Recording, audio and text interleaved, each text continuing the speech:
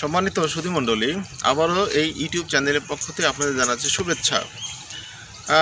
স্বাস্থ্য বিষয়ক ইউটিউবে প্রতিনিয়ত স্বাস্থ্য সচেতনমূলক বিভিন্ন অনুষ্ঠান হয়ে থাকে, তাই অংশ হিসাবে আজকে আমি কিছু আলোচনা করব। আমি সরকারকে বলবো যে এত বেশি হাসপাতাল না বানিয়ে আপনি জনগণের জন্য পার্ক তৈরি করো। সে পার্কে মানুষ হাঁটবে, হাঁটলে পারে মানুষ সুস্থ থাকবে, রোগ কম হবে, ব্লাড সার্কুলেশন ডেভেলপ করবে, তার সমস্ত মুভমেন্ট করার মাধ্যমে তার হার্ট, লাংস, কিডনি সব ভালো থাকবে। সুতরাং আপনার তখন বেশি হাসপাতাল প্রয়োজন হবে না।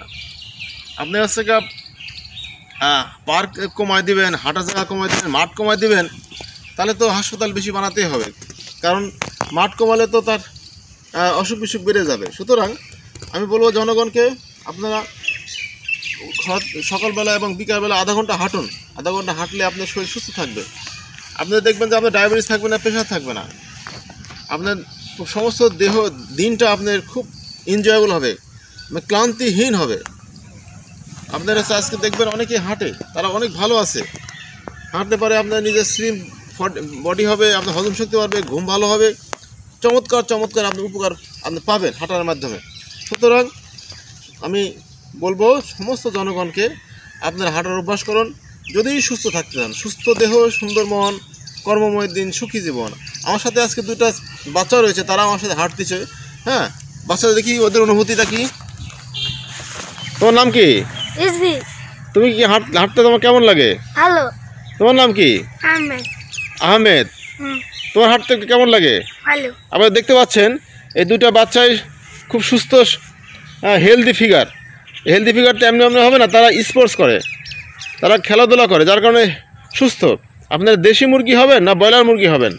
ব্রয়লার মুরগি সামান্য অসুখে মারা যায়, অনেক পেট পাছা ফোলা লাগে, কিন্তু ওতে রোগ ভরা থাকে।